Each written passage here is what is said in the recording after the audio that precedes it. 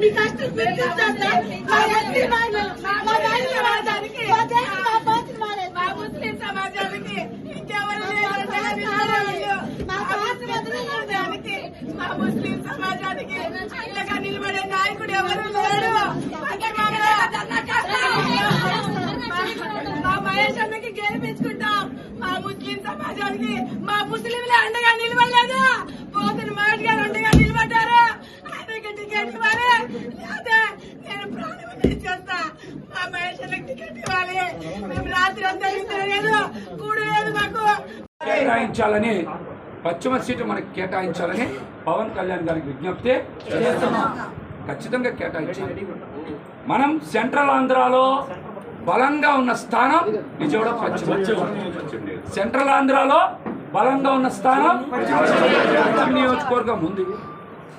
మనం పశ్చిమ నియోజకవర్గంలో ఎన్నో కార్యక్రమాలు చేశాం. కాబట్టి మనం ఈ స్థానం కోరుకుంటాం. ఎన్నో ఇబ్బందులు ఫేస్ చేశాం, ఎన్నో కేసులు పెట్టించుకున్నాం, పోలీస్ స్టేషన్లు చుట్టూ తిరిగాం, ఇంట్రాగేషన్లో. ఏ రోజు కూడా మనం మన కోసం కాదు, ఈ పార్టీ కోసమే పనిచేసాం. పవన్ కళ్యాణ్ గారి కోసమే పనిచేసాం. మనకి పీక తెగిపోద్దని తెలిసిన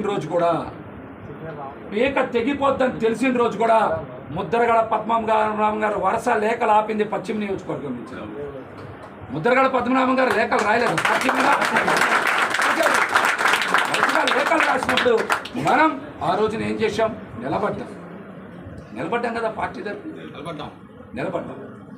మనం ఈ రోజున పవన్ కళ్యాణ్ గారి సిద్ధాంతాలు, పవన్ కళ్యాణ్ గారి ఆశయాల కోసమే పనిచేశాం. కానీ పదవి దేనికంటే క్యాడర్ని బతికించడానికి, క్యాడర్ భవిష్యత్తుని కాపాడుకోవడానికి. విజయవాడ నగరంలో మన క్యాడర్కి భవిష్యత్తు ఉండాలి. విజయవాడ నగరంలో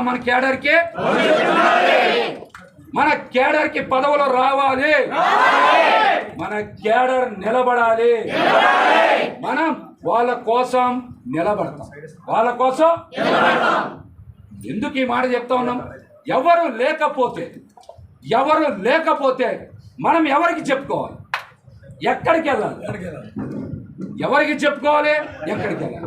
ఇవాళ ఒక పోతిన్ మహేష్ నిలబడ్డాడు కాబట్టి పశ్చిమ నియోజకవర్గంలోన, విజయవాడలోన కాదు, పవన్ కళ్యాణ్ గారు సంపూర్ణ మద్దతు ఆశీస్సులు ఉండబట్టే విజయవాడ నగరంలో నిలబడ్డాం. 42 మంది కార్పొరేటర్ సీట్లు ఇచ్చాం. ఆ రోజున 42 మందికి ఇచ్చాం. టౌన్ కమిటీ వేసాం, టెంపుల్ కమిటీ వేసాం, లీగల్ సెల్ వేసాం, ఐటీ ప్రిపేర్ చేశారు, అట్లాగనే అధికార ప్రతినిధులు వేసాం. ఇలాగ అనేక రకాలుగా మన పార్టీని నిర్మాణం చేయడంలో మనం కూడా ఖచ్చితంగా కష్టపడ్డాం. మనం మన పార్టీ కోసం, మన పార్టీ ఉనికి కోసం, మన పార్టీ భవిష్యత్తు కోసం, ముఖ్యంగా పార్టీ కేడర్ భవిష్యత్తు కోసమే, నేను మీకు ఎప్పుడు చెప్తా ఉన్నాను, నేను పదే చెప్పాను, నా కోసం నేను ఏ పని ఏ రోజు చేయలేదు. నా కోసం నేను ఏ పని చేసుకోవాలి. నేను ఎప్పుడు కూడా క్యాడర్ బాగుండాలి, వాళ్ళకి పదవులు ఇవ్వాలి, వాళ్ళు రాజకీయంగా ఎదగాలి, వాళ్ళకి మంచి స్థానాలు రావాలని ప్రతి ఒక్కరు నా దగ్గరికి వస్తే పార్టీని ఏదో రకంగా రిక్వెస్ట్ చేసి పదవులు వేశాను. ఎవరిని కాదనకుండా వేసాను. పార్టీలో 1-2 సార్లు మహేష్ ఎందుకు మహేష్ ఎంత ఒత్తిడి చేస్తూ ఉన్నారు, నా కోసం వేశాను పదవులు. ఈ పార్టీకి పునాదుల్లో నిలబడతారనే ఖచ్చితంగా విజయవాడ నగరంలో పశ్చిమంలో బలంగా పోరాటం చేశాం. ఒక